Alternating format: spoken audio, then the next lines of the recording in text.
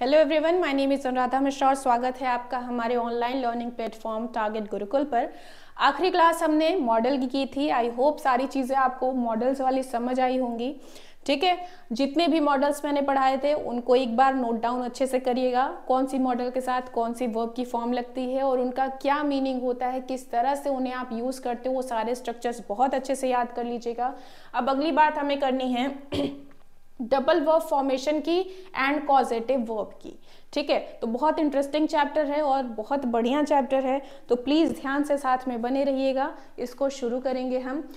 Double verb formation and causative verb. Double verb formation होता क्या है, नाम से अगर आपको समझ आ रहा हो, डबल वर्ब यानी कि आपको दो दो वर्ब एक सेंटेंस में दिखेंगी। हालांकि वर्ब सिर्फ एक ही होती है, ठीक है, मेन वर्ब तो एक ही होती है, लेकिन दूसरी एक और वर्ब आपको दिखेगी। ठीक है, तो ये डबल वर्ब फॉर्मेशन के अंदर आपको पढ़ना है। कॉजेटिव वर्ब क्या है? कॉजेटिव वर्ब में यूजुअली आपने देखा है कि जो मेन एक्शन है उसको कौन परफॉर्म करता है? सब्जेक्ट। ठीक है, लेकिन जो कॉजेटिव वर्ब वाले आपके सेंटेंस होते हैं वहां पे सब्जेक्ट खुद काम नहीं करता है, वो करवाता है किसी से। ठीक है, तो मेन जो परफॉर्मर है वो सब्जेक्ट नहीं होगा, वो कोई और होगा।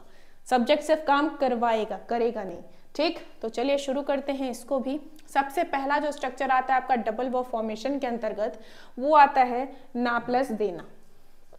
क्या आता है? ना प्लस देना। कैसे इसको आप समझोगे? तो जैसे आप कहते हो कि मेरे फ्रेंड्स मुझे पढ़ने नहीं देते हैं। ठीक है, आप क्या कहते हो? मैं यहाँ लिख देती हूँ। अगर आप कहो मेरे, बहुत गंदी बहुत गंदी हैंड राइटिंग है, लेकिन ठीक है, मेरे फ्रेंड्स मुझे पढ़ने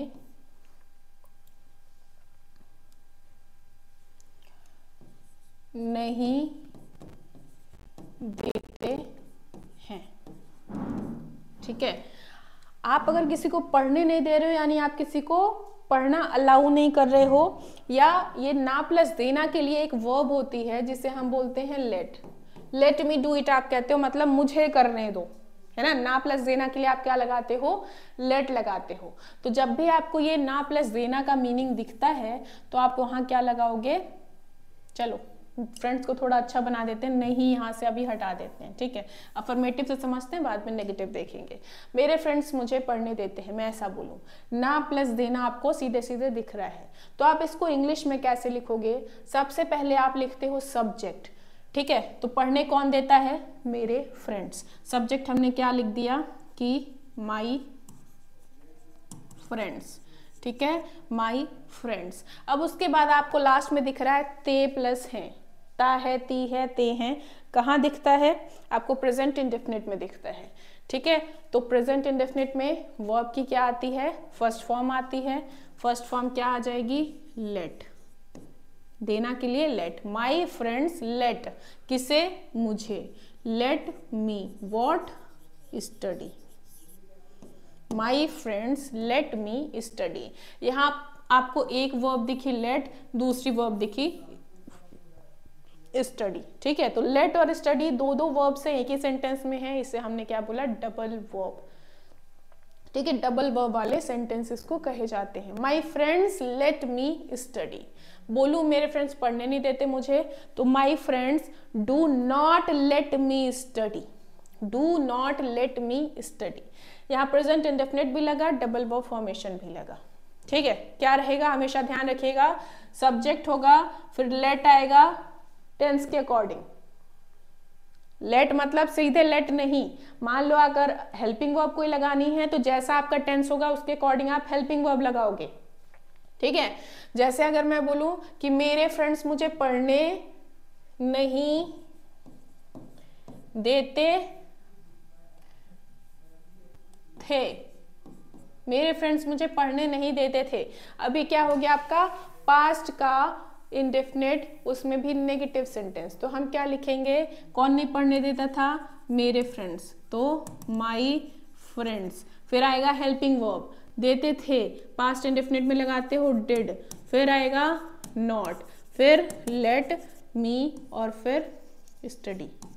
ठीक है, my friends did not let me study. तो ना प्लस देना है के लिए आप क्या लगाते हो, लेट लगाते हो। सब्जेक्ट, फिर लेट आएगा टेंस के अकॉर्डिंग, फिर आपका ऑब्जेक्ट आता है, फिर वर्ब की फर्स्ट फॉर्म आती है। क्या आती है, वर्ब की फर्स्ट फॉर्म। इससे आप बोलते हो बेयर इन्फिनेटिव।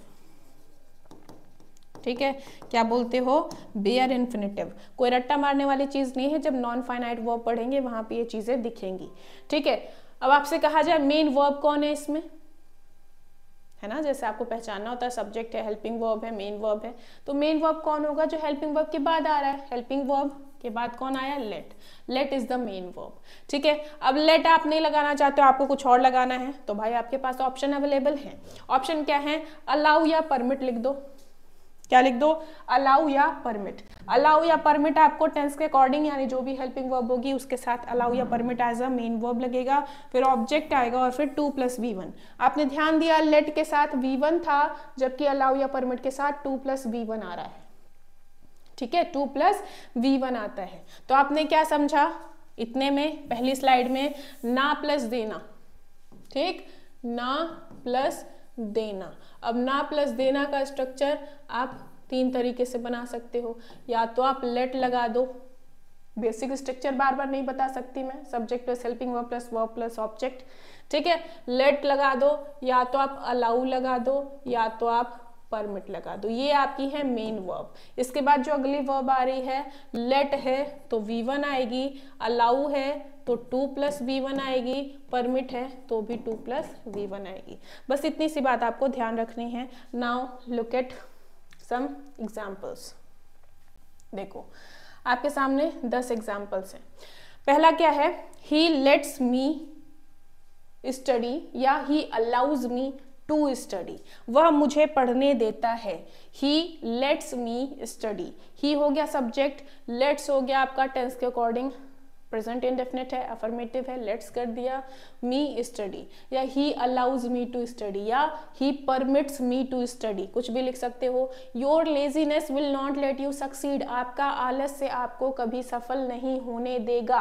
ना प्लस देना, फ्यूचर है इसलिए क्या लग दिया, लिखा है विल लिखा है। ठीक है, योर लेजीनेस हो गया सब्जेक्ट, विल हो गया हेल्पिंग वर्ब, नॉट फिर ये हो गई मेन वर्ब, फिर ऑब्जेक्ट, फिर दूसरा वाला वर्ब का फर्स्ट फॉर्म। ठीक, अलाउ या परमिट करना है तो will not allow you to succeed. Permit होता तो भी टू सक्सीड आगे लगाते। His sentences did not let me sleep. उसके वाक्यों ने मुझे सोने नहीं दिया। His sentences did not let me sleep या his sentences did not allow me to sleep. ठीक है, ध्यान रखेंगे लेट के बाद जो अगली वर्ब आती है वो सीधे V1 होती है, अलाउ या परमिट के बाद 2 + V1 होती है। ठीक है, फिर क्या होगा, do these children let you speak. क्या ये बच्चे आपको बोलने देते हैं, do these children let you speak. Helping verb, subject, verb, object, दूसरी verb. The principal does not let the students come late.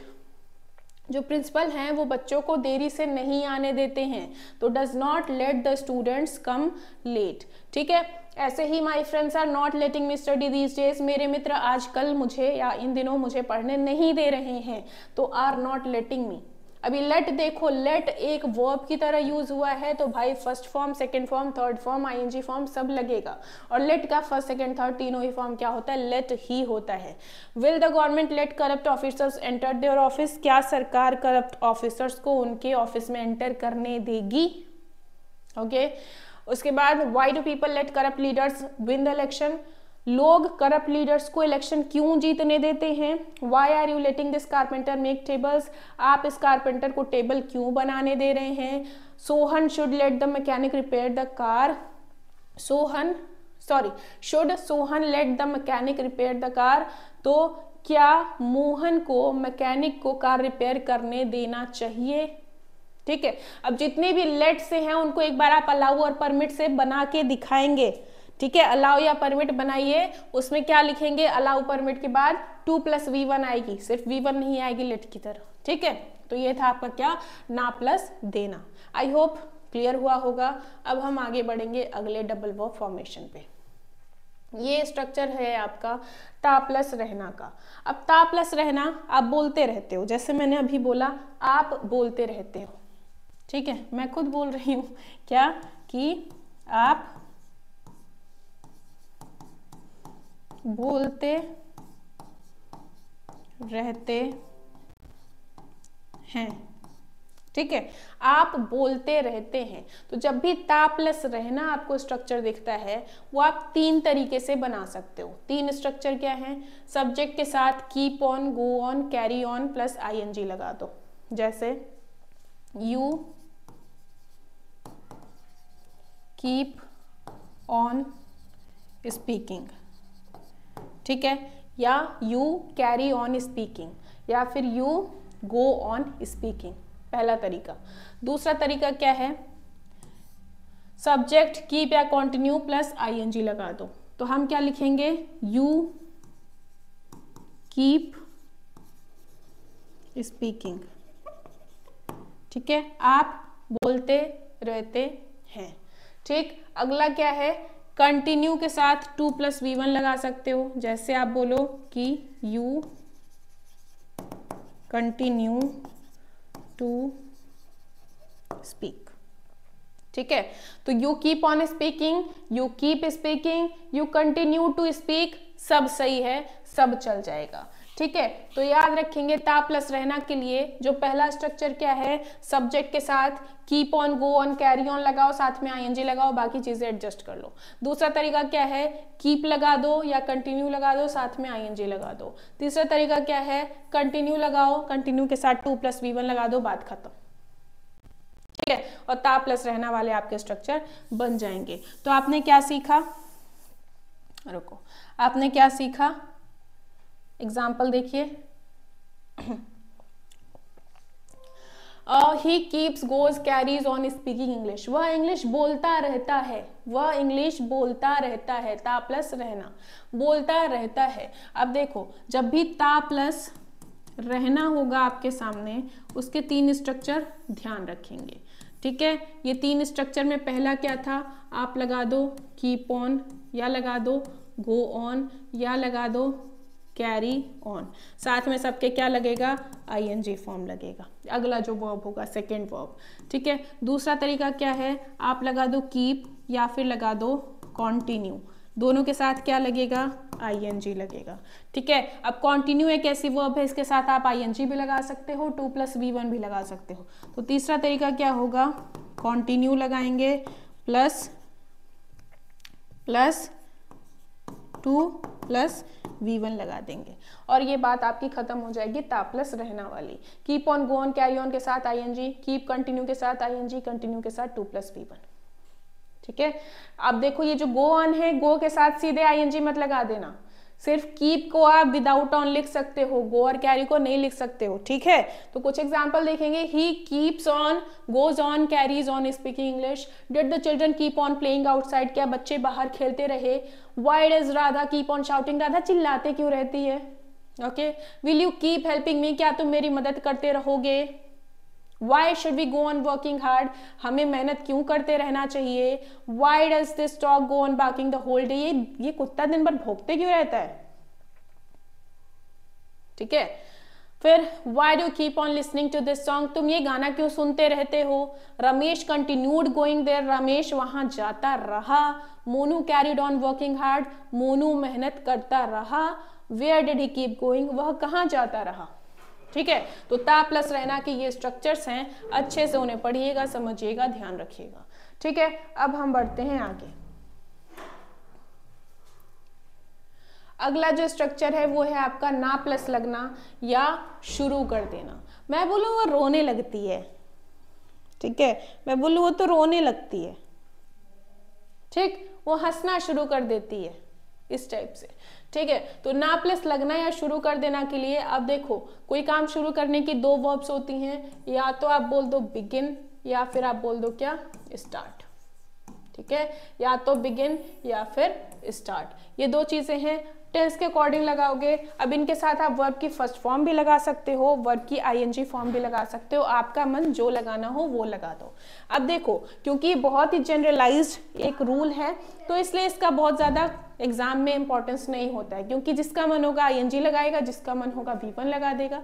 ठीक है, 2 + V1 लगा देगा। तो ध्यान ये रखना है, बिगिन या स्टार्ट, साथ में चाहे आप V1 लगा दो, साथ में आईएनजी लगा दो, आपकी मर्जी। कुछ एग्जाम्पल्स हैं, जरा देखिएगा। She starts crying whenever she is hungry, जब भी वो भूखी होती है वो रोने लगती है, ना प्लस लगना, रोने लगती है। She starts crying whenever she is hungry. Why do you begin to smile, आप मुस्कुराने क्यों लगते हैं? Why do you begin to smile, ठीक है, वाई हो गया, फिर आया आपका हेल्पिंग वर्ब, सब्जेक्ट आया, बिगिन आपकी आ गई मेन वर्ब, और टू स्माइल आ गई दूसरी वाली वर्ब। बिगिन टू स्माइल या बिगिन स्माइलिंग दोनों हो सकता है। Why did the child start weeping, वो बच्चा रोने क्यों लगा, ना प्लस लगना, ठीक है, पास्ट में। तो ये हो गया इंटरोगेटिव वर्ड, हेल्पिंग वर्ब, फिर आ गया आपका सब्जेक्ट, उसके बाद मेन वर्ब, फिर सेकेंड वाली वर्ब, डबल वर्ब, ठीक है। Have you started going to college, क्या आपने कॉलेज जाना शुरू कर दिया है या आप कॉलेज जाने लगे हैं? तो आपका आया क्या, helping verb, subject, main verb, ठीक है, और उसके बाद गोइंग टू कॉलेज। ये आपका गोइंग क्या है, डबल वाली वर्ब, दूसरी वाली वर्ब, ठीक है। When should we start speaking English, हमें अंग्रेजी बोलनी कब शुरू करनी चाहिए या कब शुरू कर देनी चाहिए, या हमें कब इंग्लिश बोलने लगना चाहिए, ठीक है। तो व्हेन हो गया आपका interrogative word, then helping verb, subject, उसके बाद स्टार्ट क्या है आपका मेन वर्ब, फिर स्पीकिंग दूसरी वाली वर्ब, बात खत्म, ठीक।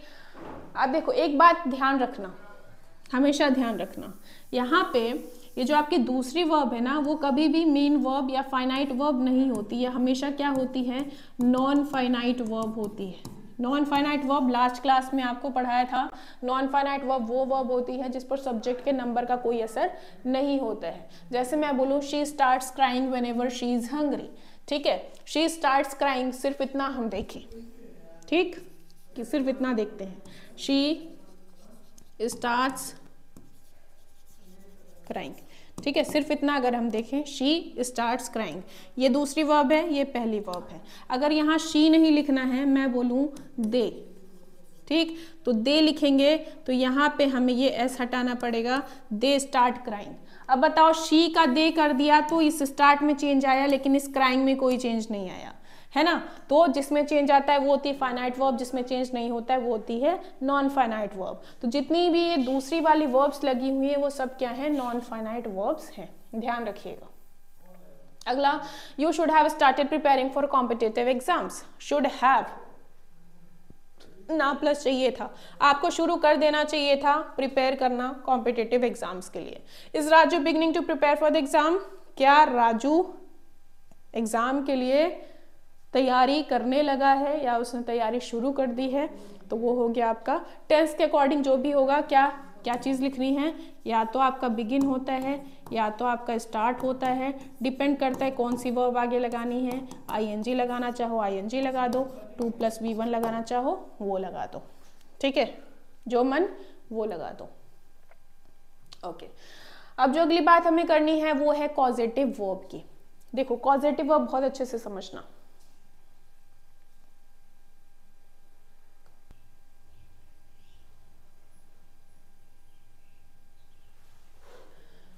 ओके, अगला टॉपिक है आपका कॉजेटिव वर्ब। अब कॉजेटिव वर्ब में होता क्या है कि यूजली आपने देखा है आपके सेंटेंस में एक सब्जेक्ट होता है जो कि मेन एक्शन को परफॉर्म कर रहा होता है, ठीक।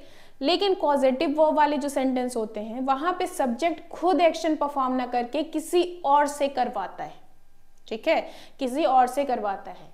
अब एक बात समझिएगा, अगर मैं बोलूं कि आप हंसते हैं, आप हंसते हैं, ठीक, तो हंसने का काम किसने किया, आपने किया। मैं बोलूं आप हंसाते हैं, आप हंसाते हैं, तो हंसने की तो लॉफ होती है इंग्लिश, लेकिन हंसाने की कोई अंग्रेजी नहीं है, कोई वर्ब हंसाना नहीं है, ठीक है। तो हंसाना जब आपने किया तो हंसने का काम तो कोई और कर रहा है, आपने थोड़ी किया, राइट। तो जो सब्जेक्ट है वो मेन एक्शन को परफॉर्म नहीं करेगा, वो किसी और से परफॉर्म करवाएगा, ठीक। जैसे कि देखिए जो सब्जेक्ट है, ठीक है, जो सब्जेक्ट है वो क्या करेगा, किसी से काम करवाएगा। लेट्स से जिससे वो काम कराएगा उसका नाम हमने रख दिया क्या, एजेंट। जिससे वो काम करवाएगा उसका नाम हमने रख दिया एजेंट। तो सब्जेक्ट जिससे काम कराएगा एजेंट से काम कराएगा, ठीक है। सब्जेक्ट कौन है, जो एजेंट से काम कराता है।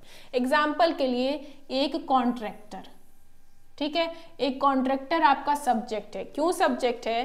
क्योंकि वो एजेंट से काम करवाता है। एजेंट क्या है? रियल डूअर है उस काम का, ठीक। और अगर एक कॉन्ट्रैक्टर आपका सब्जेक्ट है तो काम किससे करा रहा है? लेबरर से करा रहा है, श्रमिकों से काम करा रहा है, तो लेबरर्स आपके हो गए एजेंट, ठीक है। करवाने वाला कौन है? कॉन्ट्रैक्टर, ठीक। और ऑब्जेक्ट एक चीज होती है जिस पर वो काम हो रहा है, ठीक है, जिस पर वो काम हो रहा है। तो जो रोड है वो रोड क्या हो गई? आपकी ऑब्जेक्ट हो गई। काम करवाने वाला कौन? कॉन्ट्रैक्टर। करने वाला कौन? लेबरर। किस पर काम हो रहा है? रोड पर काम हो रहा है।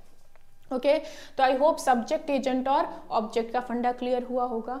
ऐसे एक एग्जांपल है LIC का। LIC क्या खुद घर घर जाके किसी का इंश्योरेंस करेगी? नहीं। LIC आपकी कंपनी है, ठीक है।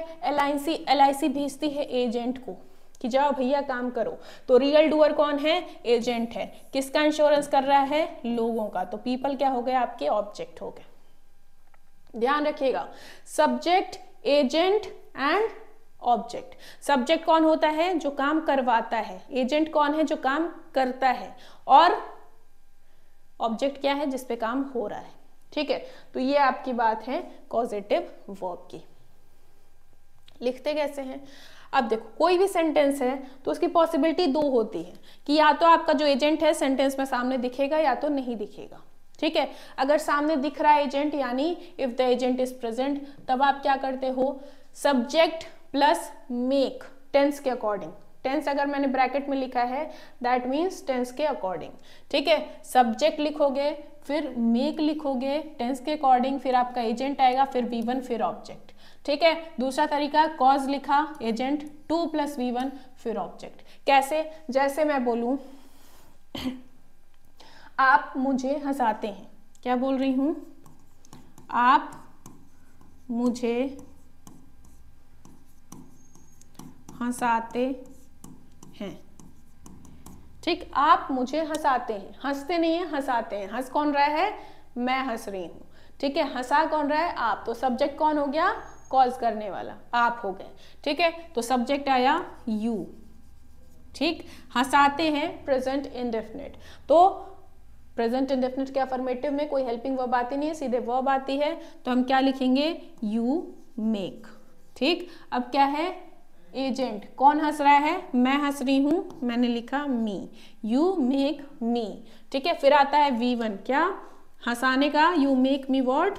लाफ, ठीक है। आगे ऑब्जेक्ट है नहीं तो हम यही खत्म कर देंगे, यू मेक मी लाफ। दूसरा तरीका, कॉज से क्या होता है? सेम ऐसे लिखेंगे, यू, फिर मेक की जगह लिखेंगे कॉज मी। अभी लाफ की जगह क्या हो जाएगा? To laugh. ध्यान रखेंगे, मेक के बाद जो अगली वर्ब होगी, ठीक है, मेक के बाद जो अगली वर्ब होगी वो V1 होती है, जबकि कॉज के बाद जो अगली वर्ब होगी वो 2 + V1 होती है। बस यही अंतर है, ठीक है। सब्जेक्ट आया, मेक आया, एजेंट आया, फिर दूसरी verb I. Double verb formation के अंदर ही आप पढ़ते हो कॉजेटिव वर्ब, ठीक है। ये स्ट्रक्चर है जब आपका एजेंट प्रेजेंट होता है। कुछ एग्जाम्पल्स हैं, देखिएगा। जैसे कि आई मेड यू लाफ या I caused you to laugh. मैंने आपको हंसाया, मैंने आपको हंसाया। I made you laugh, I caused you to laugh. Riddhi is making me cook food. Riddhi मुझसे खाना बनवा रही है। रिद्धि खाना नहीं बना रही है, रिद्धि मुझसे खाना बनवा रही है, यानी कि कॉज करने वाला हो गया आपका सब्जेक्ट, रिद्धि हो गई सब्जेक्ट, ठीक है। बनवा रही है प्रेजेंट कॉन्टिन्यूअस, इज मेकिंग कौन बना रहा है? मुझसे बनवा रही है, मैं बना रहा हूं, यानी मी हो गया एजेंट, फिर दूसरा वर्ब और फिर ऑब्जेक्ट। इसी को बोल सकते हैं Riddhi is causing me to cook food. Causing के साथ क्या आता है? 2 + V1 आता है। Ram has made the gardener water the plants. यहाँ पे वाटर मतलब पानी नहीं, वाटर एक वर्ब है, वाटर मतलब पानी डालना, ठीक है। तो Ram has made the gardener water the plants. Ram ने गार्डनर से पौधों में पानी डलवाया। राम ने खुद नहीं डाला, माली से डलवाया, ठीक है। ऐसे ही ओके, मेड भी हो गया, कॉज भी हो गया। माई teacher made me complete my homework. मेरे टीचर ने मुझसे होमवर्क कंप्लीट करवाया। टीचर ने नहीं किया है, मुझसे करवाया है। तो माई टीचर हो गया आपका सब्जेक्ट और उसके बाद मेड हो गया आपका पॉजिटिव वर्ब, फिर है मी, मैं कर रहा हूँ, क्या कर रहा हूँ, कंप्लीट कर रहा हूँ। कॉज करना होता है तो क्या बोलते हैं, my teacher caused me to complete my homework, ठीक है। I will make you happy, मैं आपको खुश कर दूंगा, ठीक है। I will make you happy, I will make you happy. तो आपको अगला ये बताना है,